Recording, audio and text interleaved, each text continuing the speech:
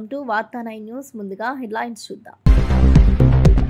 హైదరాబాద్లోని పలు ప్రాంతాల్లో మంగళవారం సాయంత్రం భారీ వర్షం. ఉక్కపోత నుంచి నగరవాసులకు ఊరట, కానీ ట్రాఫిక్తో తీవ్ర ఇబ్బందులు.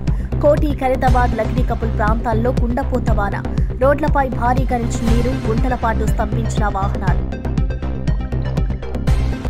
మంత్రి అడ్లూరి లక్ష్మణ్పై పొన్నం ప్రభాకర్ వ్యాఖ్య. మందకృష్ణ మాదిగ ఆగ్రహం. మాదిగ సామాజిక వర్గానికి చెందిన మంత్రిని అవమానించారని మండిపాటు. మంత్రి వివేక్ ఆ వ్యాఖ్యలను ఖండించకపోగా సమర్థించినట్లు హావభావాలు ప్రదర్శించారని విమర్శ. సమస్య త్వరగా పరిష్కారం కావాలని కోరుకుంటున్నట్లు వెల్లడి. జగన్ రోడ్డు ప్రయాణానికి బ్రేక్. హెలికాప్టర్కు మాత్రమే అనుమతి. ఈ నెల 9న అనకాపల్లి జిల్లాలో వైఎస్ జగన్ పర్యటన. ఇది ప్రభుత్వ కుట్రేనని వైసీపీ నేత గుడివాడ అమర్నాథ్ ఆరోపణ. తాము అనుమతి అడగలేదని, భద్రత మాత్రమే కోరామని స్పష్టీకరణ. నవంబర్లో కేరళలో అర్జెంటీనా ఫుట్బాల్ జట్టు మ్యాచ్. కొచ్చి స్టేడియంలో యుద్ధ ప్రాతిపదికన ఏర్పాట్లు చేయాలని ఆదేశం. ప్రపంచ స్థాయి ప్రమాణాలతో మైదానం ఆధునీకరణకు ప్రణాళికలు. ప్రపంచ ఫార్మా దిగ్గజ సంస్థ ఏలీ లిల్లీ తెలంగాణలో భారీ పెట్టుబడి పెట్టడానికి ముందుకొచ్చింది.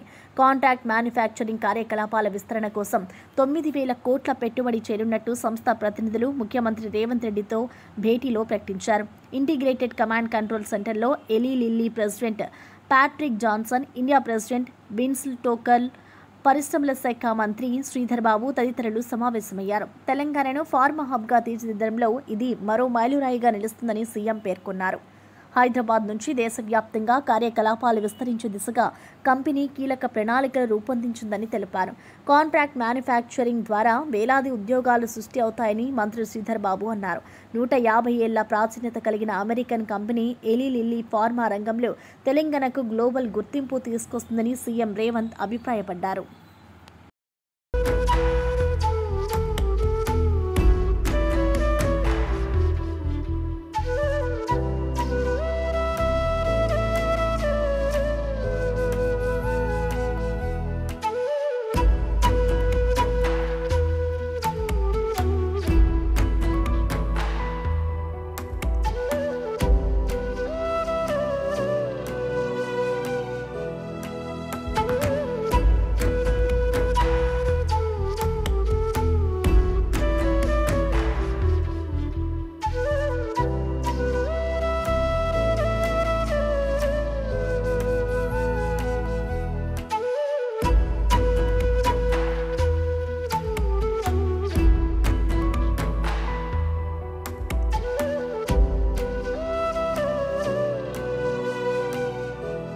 వైసీపీ అధినేత జగన్ చేపట్టనున్న మాకవరపాలెం పర్యటన తీవ్ర రాజకీయ దుమారం రేపుతోంది.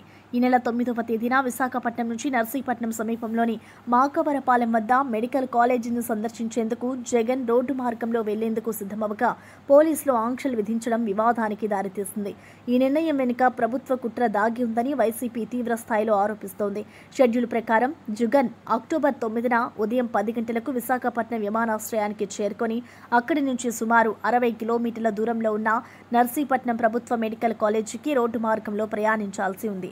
అయితే అదే రోజు విశాఖ స్టేడియంలో అంతర్జాతీయ క్రికెట్ మ్యాచ్ ఉన్నందున ట్రాఫిక్ సమస్యలు తలెత్తుతాయని పేర్కొంటూ విశాఖపట్నం సిటీ పోలీసులు, అనకాపల్లి ఎస్పీ ఈ పర్యటనకు రోడ్డు మార్గంలో అనుమతి నిరాకరించారు.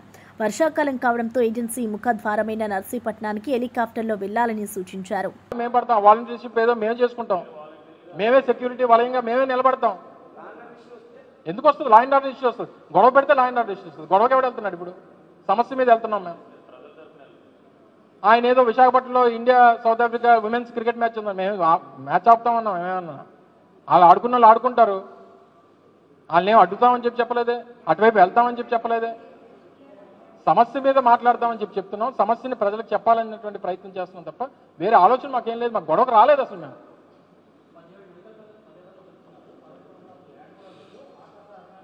ఇవన్నీ అందుకనే చెప్పాను కదా, ఇవన్నీ కూడా రాష్ట్రంలో తాగుబోతులు, తిరుగుబోతులు, పొగరబోతులు మాట్లాడుతున్నారు ఇవన్నీ. సో వారందరికీ ఇది సమాధానం. లేదు అని అంటే ఏం చెప్తాం? నేను లేదు అని, నర్సీపట్నంలో లేదన్నారు, తీసుకెళ్ళి చూపించాం మీకు. రేపు జగన్మోహన్ రెడ్డి గారు చూపిస్తారు. పాడేరులో లేదన్నారు, పాడేరులో ఉంది. పులివెందుల్లో లేదన్నారు, పులివెందులో అసలు మాకు సీట్లే అవసరం లేదని రాశారు. సో సో అందుకని లేవని ఎవరంటున్నారో వారికి చూపించడానికే జగన్మోహన్ రెడ్డి గారి పర్యటనలు. సో దయచేసి అవకాశం ఇస్తే ప్రజలకు వాస్తవాలు అనేటువంటిది తెలుస్తాయనేటువంటిది మామూలు ప్రైవేట్ పరం చేయాలనేటువంటి నిర్ణయం ఏదైతే ఈ ప్రభుత్వం తీసుకుందో దాన్ని వ్యతిరేకిస్తూ ప్రజల ఆకాంక్షలకు వ్యతిరేకంగా తీసుకున్నటువంటి నిర్ణయాన్ని నిరసిస్తూ వారు సందర్శించి ప్రజలను ఉద్దేశించి మాట్లాడాలని చెప్పి ఒక కార్యక్రమాన్ని పార్టీ రూపొందించింది. దానికి సంబంధించి 4వ తారీఖు నుంచి సంబంధించినటువంటి అధికారులు అటు విశాఖపట్నం కమిషనర్ ఆఫ్ పోలీస్ గారికి అటు అనకాపల్లి జిల్లాకు చెందినటువంటి ఎస్పీ గారికి ఇద్దరికి కూడా ఈ పర్యటన వివరాలని వారి దృష్టిలో పెట్టి ఇలా 9వ తారీఖున మాజీ ముఖ్యమంత్రి జగన్మోహన్ రెడ్డి గారు విచ్చేస్తా ఉన్నారు, సంబంధించినటువంటి సెక్యూరిటీ అరేంజ్మెంట్స్ అన్ని కూడా చేయాల్సిందిగా కోరుతా ఉన్నామని చెప్పి అటు వైజాగ్ సిపి గారికి అలాగే అనకాపల్లి ఎస్పీ గారికి కూడా వాళ్ళకి లేఖలు ఇవ్వడం జరిగింది. త్రూ ప్రాపర్ ఛానల్ వారు మళ్ళీ స్థానికంగా ఉన్నటువంటి ఎస్డిపిఓ నర్సీపట్నం ద్వారా లెటర్ పంపించమంటే అది కూడా పంపించడం జరిగింది. గడిచినటువంటి 2 రోజులుగా మనం లెటర్ పెట్టడం, వారు కొన్ని క్లారిఫికేషన్స్ అడగడం, మళ్ళీ మనం క్లారిఫికేషన్స్ ఇవ్వడం, మళ్ళీ నిన్న ఈవినింగ్ కూడా ఒక లెటర్ వారు రాయడం, వాటి క్లారిఫికేషన్స్ ఈరోజు ఇస్తామని చెప్పి మనం చెప్పడం కూడా జరిగింది. ఈ లోపు మధ్యాహ్నం దాదాపు 2-2:30 ప్రాంతంలో వారు ఈ లేఖను పంపించడం జరిగింది. ఈ లేఖలో క్లియర్గా మాజీ ముఖ్యమంత్రి జగన్మోహన్ రెడ్డి గారి తాలూకా పర్యటనకు సంబంధించి ఏదైతే మీరు విశాఖపట్నం ఎయిర్పోర్ట్ నుంచి నర్సీపట్నం వరకు కాలేజీ నిర్మాణం రోజంతా తీవ్రమైన ఎండ, ఉక్కపోతతో అల్లాడిపోయిన భాగ్యనగర వాసులకు మంగళవారం సాయంత్రం కురిసిన భారీ వర్షం ఒక్కసారిగా ఉపశమనాన్నిచ్చింది. అయితే ఆ ఆనందం ఎంతోసేపు నిలవలేదు. అరగంట పాటు ఏకధాటిగా దంచుకుట్టిన కుండపోత వానకు నగరం అతలాకుతలమైంది. పలు ప్రాంతాల్లో రోడ్లు జలమయం కావడంతో జనజీవనం స్తంభించిపోయింది. నగరంలోని ప్రధాన కేంద్రాలైన కోటి, అబీడ్స్, నాంపల్లి, బషీర్బాగ్, హిమాయత్ నగర్, ఖైరతాబాద్, లక్డీ కపూల్తో పాటు రాజేంద్రనగర్, గండిపేట వంటి ప్రాంతాల్లో కుండపోత వర్షం నమోదైంది. దీంతో రోడ్లన్నీ చెరువులను తలపించాయి. లోతట్టు ప్రాంతాలు నీట మునగడంతో వాహనదారులు తీవ్ర అవస్థలు పడ్డారు. కార్యాలయాల నుంచి ఇళ్లకు వెళ్లే కీలక సమయంలో వర్షం ముంచెత్తడంతో ప్రధాన రహదారులపై ట్రాఫిక్ ఎక్కడికక్కడే నిలిచిపోయింది. ప్రజలు గంటల తరబడి రోడ్లపైనే నిరీక్షించాల్సి వచ్చింది.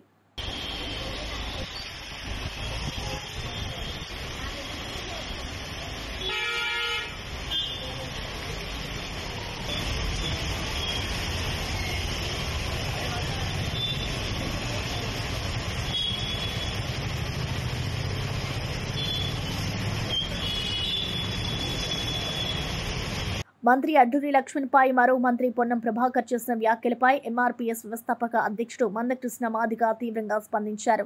మాదిగ సామాజిక వర్గానికి చెందిన లక్ష్మణ్ను పొన్నం ప్రభాకర్ దున్నపోతు అని సంబోధించడం దారుణమని ఆయన అన్నారు.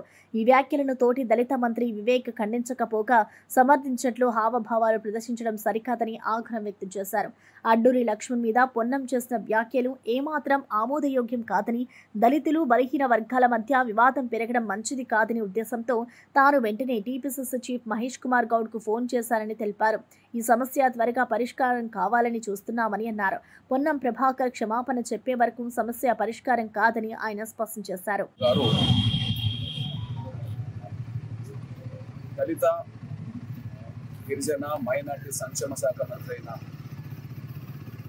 అడ్డూరి లక్ష్మణ్ గారి మీద అనుచితమైన వ్యాఖ్యలు చేయడం అనేది స్పష్టంగా రుజువుతుంది. ఒక దళిత, ఒక మాదిగ సామాజిక వర్గం సంబంధించిన మంత్రిని ఒక దున్నపోతు అనే వాక్యతో మాట్లాడడం అనేది మేము తీవ్రంగా ఖండిస్తున్నాం. బేషరతుగా వెంటనే అడ్డూరి లక్ష్మణ్ గారికి పొన్నం ప్రభాకర్ గారు క్షమాపణ చెప్పాలని చెప్పి నేను గుర్తు చేస్తున్నా, డిమాండ్ చేస్తున్నా. తోటి దళిత వర్గాలకు సంబంధించిన మంత్రి పట్లనే ఇట్లాంటి వ్యాఖ్యలు చేయడం మేమే కాదు, సమాజం ఎవరు కూడా అంగీకరించారని, ఇంకా మీరు మీనావేశాలు లెక్క పెట్టుకోకుండా బేషరతుగా క్షమాపణ చెప్పాలని చెప్పి మేము డిమాండ్. విశాఖపట్నంలోని కేజీహెచ్లో చికిత్స పొందుతున్న గురుకులం విద్యార్థులను ఏపీసీసీ అధ్యక్షురాలు షర్మిల పరామర్శించారు. విద్యార్థుల ఆరోగ్య పరిస్థితిని తెలుసుకుని వైద్యులతో మాట్లాడి అవసరమైన సదుపాయాలను అందించాలని సూచించారు. ఈ సందర్భంగా ఆమె మాట్లాడుతూ చంద్రబాబు ఫోకస్ పెట్టాల్సింది 2047 మీద కాదు, గిరిజన బిడ్డల భవిష్యత్తుపైనే పెట్టాలని తీవ్రంగా విమర్శించారు. 225 మంది అమ్మాయిలు ఉన్న హాస్టల్లో ఒక్క బాత్రూమే ఉందని హైకోర్టు చెప్పిన విషయమే మనసున్న వారిని కలిచివేస్తుందని ఆవేదన వ్యక్తం చేశారు.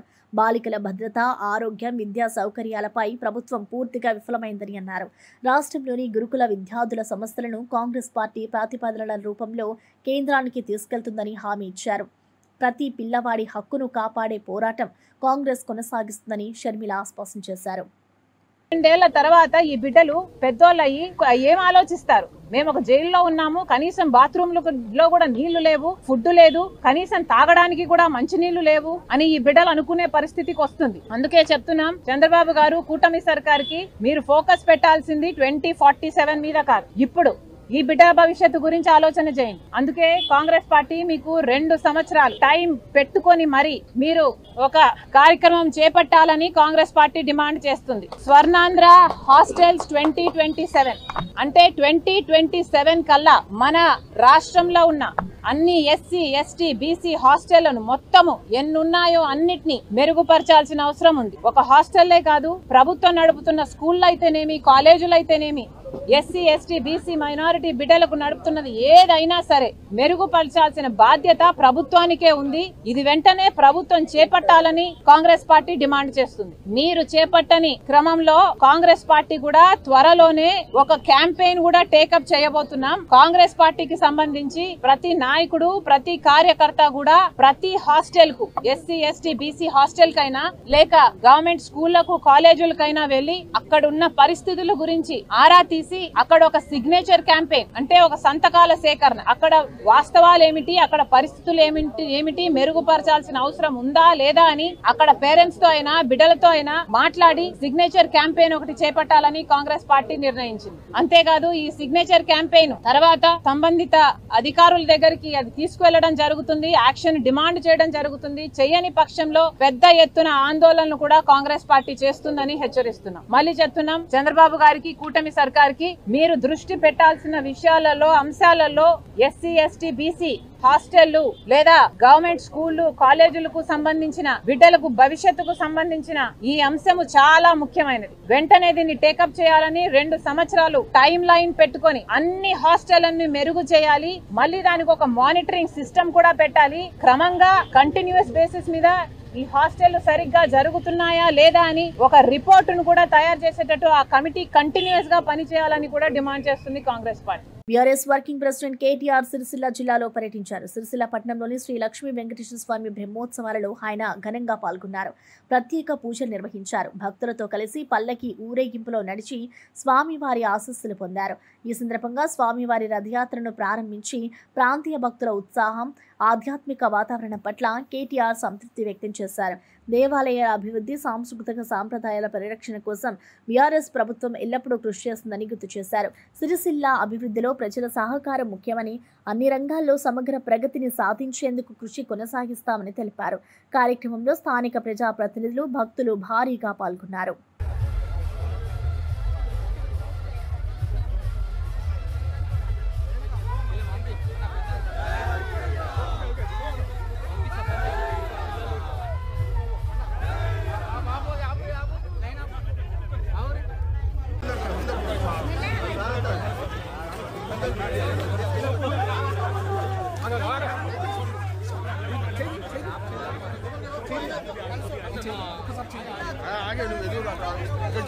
గ్రూప్ 1 నియామకాల్లో సుప్రీంకోర్టు ఇచ్చిన ఆదేశాలను తెలంగాణ ప్రభుత్వం తప్పనిసరిగా అమలు చేయాలని ఎమ్మెల్సీ కవిత కల్వకుంట్ల డిమాండ్ చేశారు. నియామక పత్రాలు ఇచ్చిన అభ్యర్థులకు ఉద్యోగాలపై హక్కు లేదని సుప్రీంకోర్టు స్పష్టం చేయడం ఈ ప్రక్రియలో ప్రభుత్వం చేసిన తప్పులను వెలుగులోకి తెచ్చిందని ఆమె వ్యాఖ్యానించారు. న్యాయస్థానాల తుది తీర్పు రాకముందే మెయిన్స్ ఆన్సర్ షీట్లు డిస్పోజ్ చేయాలని చూస్తే నిరుద్యోగులతో కలిసి తెలంగాణ పబ్లిక్ సర్వీస్ కమిషన్ను స్తంభింపజేస్తామని కవిత హెచ్చరించారు. యువత భవిష్యత్తుతో ప్రభుత్వం ఆటలు ఆడుతోందని విమర్శించారు. ఇటు పారదర్శకత, న్యాయమని సూత్రాలు పాటించకపోతే ప్రజా పోరాటం తప్పదని హెచ్చరించారు. నిరుద్యోగులకు న్యాయం చేసే వరకు పోరాటం కొనసాగిస్తామని కవిత స్పష్టం చేశారు. మెయిన్స్ పరీక్ష వరకు కూడా అనేకమైనటువంటి తప్పులు మీరు చేశారు. అనేకమైనటువంటి అంశాలలో ల్యాప్సెస్ ఉన్నాయి. అనేకమైన విషయాలలో మీ లాయర్లే కోర్టులలో ప్రభుత్వం తరఫున కాంట్రడిక్టరీ స్టేట్మెంట్స్ ఇచ్చి ఉన్నారు. ఇవన్నీ అంశాలు కూడా గమనంలోకి పెట్టుకోండి. రేపు పొద్దున మీరు డివిజన్ బెంచ్ కూడా వెళ్ళారు. నిరుద్యోగుల మీద ఇంత కక్ష సాధింపు చేసి ఒకటి నుంచి ఇంకో దగ్గరికి లిటిగేషన్ చేస్తూ మీరు ఎవరి కోసం పనిచేస్తున్నారు? ఈ నిరుద్యోగ యువత భవిష్యత్తుతో మీకు అవసరం లేదా అని చెప్పి నేను రేవంత్ రెడ్డి గారిని ప్రశ్నిస్తూ ఉన్నాను. ప్రధానంగా ఒకటే డిమాండ్. ఈరోజు సుప్రీంకోర్టు కూడా ఒక మాట చెప్పింది. ఏవైతే మీరు ఉద్యోగాలు ఇచ్చారో ఆ ఉద్యోగాలు పర్మనెంట్ కాదు. ఆ ఉద్యోగులు ఎప్పుడైనా ఉద్యోగం పోవచ్చు. డివిజన్ బెంచ్ కానీ సుప్రీంకోర్టు కానీ పరీక్ష మళ్ళీ పెట్టమని చెప్తే మీరు ఇచ్చినటువంటి అపాయింట్మెంట్లు అన్నీ కూడా ఒక జోక్ లాగా తయారవుతాయి. టీఎస్పీఎస్సీ అనేటటువంటిది ఒక రాజ్యాంగబద్ధమైన సంస్థ. ఎంత గౌరవంగా ఉండాలి, ఎంత ప్రేమగా విద్యార్థుల భవిష్యత్తును తీర్చిదిద్దాలి. అట్లాంటిది మీరు దొంగల జోరే రాత్రి పోయి రిజల్ట్ ఇస్తారు. తెల్లారి ఆగమాగం అందరిని పిలిచి ఎక్కడనో ప్రోగ్రాం పెట్టుకొని అపాయింట్మెంట్ ఆర్డర్ ఇస్తారు. ఎందుకింత దొంగతనం? ఎందుకింత దాపరికం? ఎందుకు పారదర్శకత లేదు? పారదర్శకత ఉండాలనే కదా కోరుకున్నాం. 10-11 ఏళ్ళు జరగలేదు ఎగ్జామ్, ఇప్పుడు జరుగుతున్నది ఎగ్జామ్. మళ్ళీ ఎందుకు భవిష్యత్తుతోని, పిల్లల భవిష్యత్తుతోని మీరు చెలగాట మాడుతున్నారని నేను కాంగ్రెస్ ప్రభుత్వాన్ని ప్రశ్నిస్తున్నాను. ప్రధానంగా ఒకటి, దీని వెనుక కుట్ర ఉన్నది. ఆ కుట్రలో భాగంగానే మీరు ఏవైతే మెయిన్స్ ఎగ్జామ్ పేపర్స్ ఉన్నాయో వాటిని డిస్పోజ్ చేసే ప్రయత్నం చేస్తున్నట్టుగా తెలిసింది. మేము ప్రభుత్వాన్ని హెచ్చరిక చేస్తూ ఉన్నాం. మీరు కనుక ఇది తేలకుండా డివిజన్ బెంచ్లో కానీ సుప్రీంకోర్టులో కానీ గ్రూప్ 1 విషయం తేలకుండా మెయిన్స్ పేపర్స్ డిస్పోజ్ చేస్తే టీఎస్పీఎస్సీని ఒక్క నిమిషం కూడా నడవనీయకుండా ప్రతిష్టంభన చేస్తాం, ఆక్యుపై చేసుకుంటాం టీఎస్పీఎస్సీ ఆఫీస్ అని చెప్పి నేను ప్రభుత్వాన్ని హెచ్చరిక చేస్తూ ఉన్నాను. ఎందుకంటే ప్రతి అడుగులో కేవలం మీరు పంతంతోని విద్యార్థులను అవమానపరుస్తూ, నిరుద్యోగ యువతను అవమానపరుస్తూ ముందుకెళ్తున్నారు తప్పితే సానుభూతితోని మిస్టేక్ అయితే ఒప్పుకొని ముందుకెళ్లే పరిస్థితి లేదు. అన్నిటికన్నా దారుణం ఏంటంటే ప్రెసిడెన్షియల్ ఆర్డర్లో 95% తెలంగాణ బిడ్డలకు ఉద్యోగాలు రావాలి. కానీ దాన్ని కూడా తుంగలో దొక్కి 8 మందికి అర్హత లేనటువంటి వారికి మీరు ఈ తెలంగాణ రాష్ట్రంలో ఉద్యోగాలు ఇచ్చారు. దీన్ని ఎట్టి పరిస్థితుల్లో తెలంగాణ బిడ్డలు సహించారని చెప్పి మేము చెప్తూ నిరుద్యోగుల పక్షాన తెలంగాణ జాగృతి నిలబడుతుంది. రేపటి నుంచి 15వ తారీఖు వరకు వరుసపెట్టి వారం రోజుల పాటు నిరుద్యోగులకు అండగా రోజొక తీరు మేము కార్యక్రమాలు టేకప్ చేస్తాం. మీరు ఎగ్జామ్ మొత్తం మళ్ళీ రీకండక్ట్ చేసేంత వరకు కూడా వదిలిపెట్టమని చెప్పి ప్రభుత్వాన్ని హెచ్చరిక చేస్తూ ఉన్నాం. నిరుద్యోగ మిత్రులందరూ కూడా నేను కోరుతా ఉన్నాను, మీరు ధైర్యంగా ఉండండి. నాకు తెలుసు మీరు వచ్చి ఉద్యమాలు చేయలేరు, మీరు బయటికి రాలేరు. చాలామంది మీరు ప్రభుత్వ ఉద్యోగాల్లో ఉన్నవారు ఉన్నారు, రకరకాల వ్యాపకాల్లో ఉన్నవారు ఉన్నారు. కాబట్టి మీ తరఫున నేను కొట్లాడతాను, తెలంగాణ జాగృతి కొట్లాడుతుంది. ఖచ్చితంగా ఈ గ్రూప్ 1 క్యాన్సిల్ చేసి రీఎగ్జామినేషన్ పెట్టించే వరకు వదిలిపెట్టబోమని చెప్పి చెప్తా ఉన్నాం. Thank you. జై తెలంగాణ. బీసీ రిజర్వేషన్ల అంశంపై ముఖ్యమంత్రి రేవంత్ రెడ్డి నివాసంలో కీలక సమావేశం జరిగింది. ఈ సమావేశానికి డిప్యూటీ సీఎం భట్టి విక్రమార్క, రాష్ట్ర కాంగ్రెస్ వ్యవహారాల ఇన్ఛార్జి మీనాక్షి నటరాజన్, పీసీసీ అధ్యక్షుడు మహేష్ కుమార్ గౌడ్, మంత్రులు పొన్నం ప్రభాకర్, ఉత్తమ్ కుమార్ రెడ్డి, వాకటి శ్రీహరి, పొంగులటి శ్రీనివాసరెడ్డి హాజరయ్యారు. రేపు హైకోర్టులో జరగబోయే విచారణను దృష్టిలో ఉంచుకొని ప్రభుత్వం తరపున వినిపించాల్సిన వాదనలపై, చట్టపరమైన అంశాలపై విస్తృతంగా చర్చించారు. బీసీలకు 42% రిజర్వేషన్లు కల్పించడంలో ప్రభుత్వం చిత్తశుద్ధిగా ఉందని సీఎం రేవంత్ స్పష్టం చేశారు. రిజర్వేషన్లను చట్టబద్ధంగా అమలు చేసే దిశగా అన్ని చర్యలు తీసుకుంటామని హామీ ఇచ్చారు. సమావేశం అనంతరం మంత్రులు, నేతలు బీసీ సమాజానికి న్యాయం తప్పక జరుగుతుందని నమ్మకం వ్యక్తం చేశారు.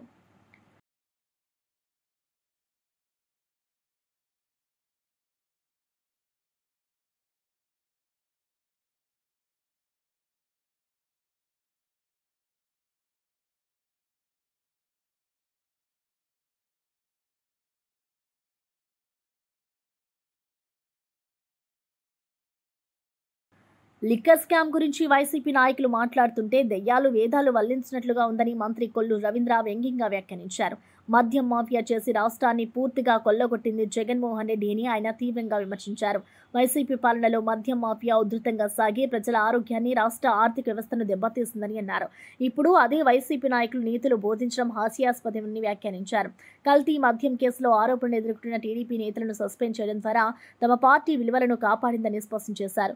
నేరాలకు పాల్పడిన వారిపై ఎటువంటి రాజీ లేకుండా చర్యలు కొనసాగుతాయని అన్నారు. నిజాయితీలో పాలన కొనసాగించడం ద్వారానే ప్రజల నమ్మకం పెరుగుతుందని కొల్లూరు రవీంద్ర తెలిపారు.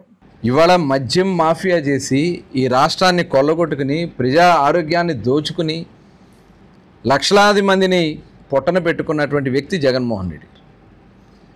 వాళ్ళు చేసినటువంటి మద్యం స్కామ్ వల్ల ఇవాళ మొత్తం కూడా అలీబాబా 40 దొంగలు వచ్చినట్టు మొత్తం బయటకు వస్తూ ఉన్నారు. ఎంక్వైరీలు జరుగుతూ ఉన్నాయి. తంబళ్ళపల్లి దగ్గర ఒక కల్తీ మద్యం జరుగుతుందనేది ఎక్సైజ్ డిపార్ట్మెంట్, మా డిపార్ట్మెంట్ వాళ్ళు ఎప్పటికప్పుడు ఎన్ఫోర్స్మెంట్ విభాగం పూర్తి స్థాయిలో పనిచేస్తూ ఉంటారు. దానిలో భాగంగానే అక్కడ ఒక కల్తీ మద్య విధానం జరుగుతుందనేది ఐడెంటిఫై చేయటం జరిగింది. చేసి రైడ్ చేసాం. అందుట్లో ఎంతటి వాళ్ళు ఉన్నా సరే సమస్య లేదని చెప్పి ముఖ్యమంత్రి గారు క్లియర్గా డైరెక్షన్ ఇచ్చారు. దాని ప్రకారం అందులో తెలుగుదేశం పార్టీకి సంబంధించినటువంటి వ్యక్తులకు కూడా సంబంధం ఉందని చెప్పి తెలిసిన వెంటనే వాళ్ళని పార్టీ నుంచి సస్పెండ్ చేయడమే కాకుండా కేసులు కూడా చాలా తీవ్రంగా వాళ్ళ మీద సెక్షన్స్ పెట్టించడం జరిగింది. కాంగ్రెస్ ప్రభుత్వం హడావిడి నిర్ణయాలు తీసుకుంటుందని ఎంపీ రఘునందన్ రావు తీవ్రంగా విమర్శించారు. జూబ్లీహిల్స్ ఉప ఎన్నికను దృష్టిలో పెట్టుకుని ఓ వర్గం ఓట్ల కోసమే ప్రభుత్వం శ్మశాన వాటిక నిర్మాణానికి జీవో జారీ చేస్తుందని అన్నారు. ప్రజా అవసరాల కంటే రాజకీయ లాభాలకే ప్రాధాన్యం ఇస్తున్నారని వ్యాఖ్యానించారు. ఈ తరహా తాత్కాలిక నిర్ణయాలతో ప్రజలను మభ్యపెట్టాలని ప్రయత్నించడం దారుణమన్నారు. అభివృద్ధి అనే పేరుతో ప్రభుత్వం ఎన్ని నాటకాలు ఆడినా ప్రజలు మోసపోరని స్పష్టం చేశారు. జూబ్లీహిల్స్ ఎన్నికల్లో ఓటర్లు వివేకంతో వ్యవహరిస్తారని, ప్రభుత్వానికి తగిన బుద్ధి చెబుతారని రఘునందన్ రావు హెచ్చరించారు. ప్రజల సమస్యల పరిష్కారం కోసం నిజాయితీ గల పాలన అవసరమని, కూటమి ప్రభుత్వ విధానాలు ప్రజలను విసిగిస్తున్నాయని ఆయన వ్యాఖ్యానించారు.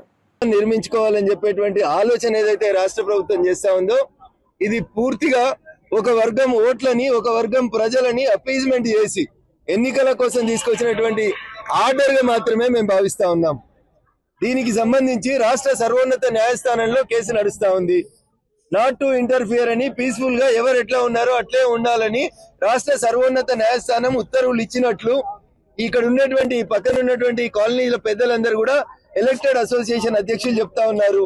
రాష్ట్ర సర్వోన్నత న్యాయస్థానం ఉత్తర్వులను కాదని, సాయంత్రం 4 గంటలకు ఎన్నికల నోటిఫికేషన్ వస్తుందని తెలిసి ఉదయం జీవో ఇవ్వాల్సినటువంటి అవసరం ఏంటంటే చాలా స్పష్టంగా కనబడుతుంది. ఈ నియోజకవర్గంలో ఎక్కువగా ఉన్నటువంటి ఒక వర్గం ప్రజలని మెప్పించి వాళ్ళ ఓట్లతోటి లబ్ధి పొందుదామని కాంగ్రెస్ ప్రభుత్వం చేసినటువంటి దుశ్చర్యగా ఇక్కడ ఉన్నటువంటి ప్రజలందరూ కూడా భావిస్తా ఉన్నారు. మీరు ఈ రకంగా చేస్తే మిగతా ప్రజలందరూ ఏకమై జూబ్లీ హిల్స్ ఎన్నికలలో మీకు ఖచ్చితంగా గుణపాఠం చెప్తారని ఈ సందర్భంగా రాష్ట్ర ప్రభుత్వాన్ని హెచ్చరిస్తూ, రాష్ట్ర సర్వోన్నత న్యాయస్థానం ఇచ్చినటువంటి ఉత్తర్వులని గౌరవించాలని, లేని పక్షంలో ఎన్నికలతో సంబంధం లేకుండా కంటెంప్ట్ ఆఫ్ కోర్ట్ రాష్ట్ర ప్రభుత్వం మీద, జిహెచ్ఎంసీ మీద మూవ్ చేస్తామని కాలనీవాసుల పక్షాన నేను ఈ సందర్భంగా రాష్ట్ర ప్రభుత్వాన్ని హెచ్చరిస్తా ఉన్నాను. గత బీఆర్ఎస్ ప్రభుత్వ కాలంలో ఆర్టీసీని ప్రైవేటీకరణ చేసే ప్రయత్నాలు జరిగినట్లు టీపీసీసీ ప్రధాన కార్యదర్శి డాక్టర్ చరణ్ కౌశిక్ యాదవ్ తెలిపారు. పబ్లిక్ ట్రాన్స్పోర్ట్ వ్యవస్థను దెబ్బతీసి ప్రైవేట్ సంస్థలకు లబ్ధి చేకూర్చే విధంగా ఈ ప్రభుత్వం ప్రణాళికలు వేసిందని విమర్శించారు. వేలాది మంది ఉద్యోగులను అనిశ్చితిలోకి నెట్టేసిన బీఆర్ఎస్ పాలన ప్రజా వ్యతిరేకమని పేర్కొన్నారు. కాంగ్రెస్ ప్రభుత్వం అధికారంలోకి వచ్చిన తర్వాత ఆర్టీసీని తిరిగి బలోపేతం చేసేందుకు చర్యలు ప్రారంభించిందని తెలిపారు. డ్రైవర్లు, కండక్టర్లు, సిబ్బంది సంక్షేమమే ప్రభుత్వ ప్రాధాన్యమని చెప్పారు. ప్రజల ప్రయాణ హక్కులను కాపాడడంలో ఎటువంటి రాజీ ఉండదని స్పష్టం చేశారు. రేవంత్ రెడ్డి నేతృత్వంలో ఆర్టీసీ మళ్లీ బలంగా ముందుకు సాగుతుందని డాక్టర్ చరణ్ కౌశిక్ యాదవ్ విశ్వాసం వ్యక్తం చేశారు. 8.78% పెంచారు. 2019లో 26.26%, 2022లో 20.51%, అంటే దాదాపు 56%. 3 సార్లు బీఆర్ఎస్ పార్టీ హయాంలో ఆనాడు ఆర్టీసీ సంబంధించినటువంటి బస్ ఛార్జెస్ పెంచిన మాట వాస్తవం కాదా? అదే కాకుండా ఆర్టీసీ కార్మికులు 52 రోజుల పాటు సమ్మె చేశారు. పట్టించుకున్న పాపాన మీరు పోలే. అక్టోబర్ 5, 2019 నుంచి నవంబర్ 25 2019 వరకు ఆనాడు ఆర్టీసీ కార్మికులు ధర్నా చేస్తే పడుచుకున్న పాపాన బోలే ఆనాడు కేసీఆర్ గారు. అదే లాస్ట్కు హైకోర్టు ఇన్వాల్వ్ అయి దీన్ని పరిష్కరించని చెప్తే అప్పుడు రాష్ట్ర ప్రభుత్వం పరిష్కరించిన పరిస్థితి మనం చూసినాం. ఇక్కడ ప్రజాప్రభుత్వం కాంగ్రెస్ పార్టీ అధికారంలోకి వచ్చిన తర్వాత తెలంగాణ రాష్ట్రంలో ఆర్టీసీని కాపాడే ప్రయత్నంలో భాగంగా ప్రజలకు మెరుగైన సౌకర్యాలు కల్పిస్తూనే ఆర్టీసీని కాపాడాలి, ఆర్టీసీలో పనిచేసినటువంటి కార్మికులను కాపాడాలి, ప్రజలకు ఉపయోగకరంగా ఉండాలని ప్రభుత్వం భావించి లాభాపేక్ష లేకుండా తెలంగాణ రాష్ట్రంలో పర్యావరణాన్ని పరిరక్షించే ప్రయత్నంలో భాగంగా 2,800 ఎలక్ట్రికల్ బస్సులు కొనుగోలు చేయాలని, 300 కోట్ల రూపాయలకు సంబంధించిన ఇన్ఫ్రాస్ట్రక్చర్ క్రియేట్ చేయాలని చెప్పేసి ఏదో నామినల్ గా పెంచే ప్రయత్నం చేస్తే దాన్ని రద్దాంతం చేసే ప్రయత్నం తలసాని శ్రీనివాస్ యాదవ్ గారు చేస్తూ ఉన్నారు. వారి వ్యాఖ్యలను తీవ్రంగా ఖండిస్తూ మీరు ఆర్టీసీని ప్రైవేటీకరణ చేసే ప్రయత్నం ఆనాడు చేసి ప్రైవేట్ పరం చేసి ప్రైవేట్ వ్యక్తులకు అప్పయ్యే ప్రయత్నం చేసి అది కుదరకపోగా ఆనాడు కోర్టు జోక్యం మేరకు మీరు ఆర్టీసీ కార్మికులతోటి చర్చలు చేసిన మాట వాస్తవం. మాది ప్రజాప్రభుత్వం కాంగ్రెస్ పార్టీ అధికారంలోకి వచ్చిన తర్వాత ఆర్టీసీని కాపాడుతూనే తెలంగాణ రాష్ట్రంలో ఉచిత బస్సు ప్రయాణం మహిళలకు కల్పిస్తూ తెలంగాణ రాష్ట్రంలో ప్రతి నెల 300 కోట్ల రూపాయలు రాష్ట్ర ప్రభుత్వం రియంబర్స్మెంట్ చేస్తూ ఉంది ఆర్టీసీకి. ఇప్పటి వరకు దాదాపు 6,000 క్యాన్సర్ నివారణ కోసం కూటమి ప్రభుత్వ సమగ్ర కృషి చేస్తుందని వైద్యారోగ్య శాఖ మంత్రి సత్యకుమార్ యాదవ్ తెలిపారు. విశాఖ శ్రీకృష్ణ విద్యామందిర్లో రోటరీ సంస్థ, మహాత్మా గాంధీ క్యాన్సర్ హాస్పిటల్ ఆధ్వర్యంలో బాలికల సర్వైకల్ క్యాన్సర్ నివారణ వ్యాక్సిన్ పంపిణీ కార్యక్రమంలో పాల్గొన్నారు. 3,500 రూపాయల విలువైన ఈ వ్యాక్సిన్ను ప్రభుత్వం ఉచితంగా అందిస్తుందని మంత్రి వెల్లడించారు. రాష్ట్ర వ్యాప్తంగా మహిళలకు ఉచిత క్యాన్సర్ పరీక్షలు నిర్వహిస్తున్నామని తెలిపారు. మహిళల ఆరోగ్య పరిరక్షణలో ఇది చారిత్రాత్మక కార్యక్రమమని పేర్కొన్నారు. క్యాన్సర్ను నివారించాలంటే అవగాహనతో పాటు ముందస్తు పరీక్షలు అత్యవసరమని తెలిపారు.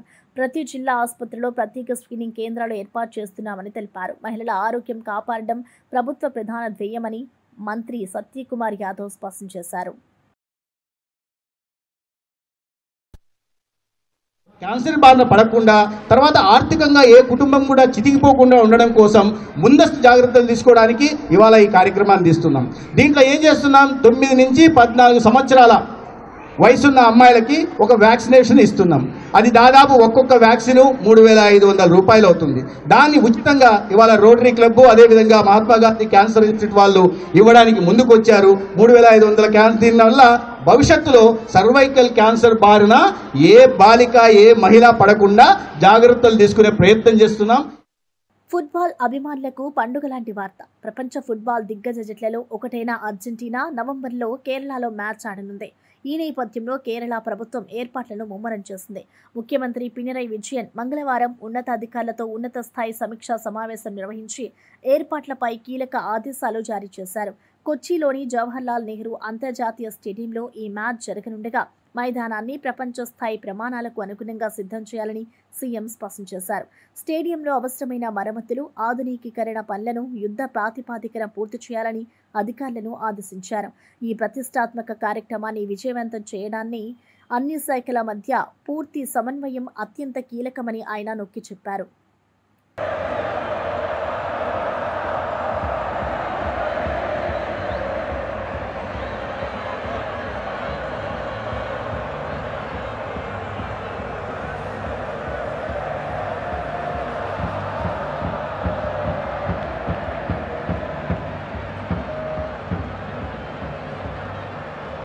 ఇవి బులెటిన్ విశేషాలు. చూస్తుండండి వార్తా 9 న్యూస్.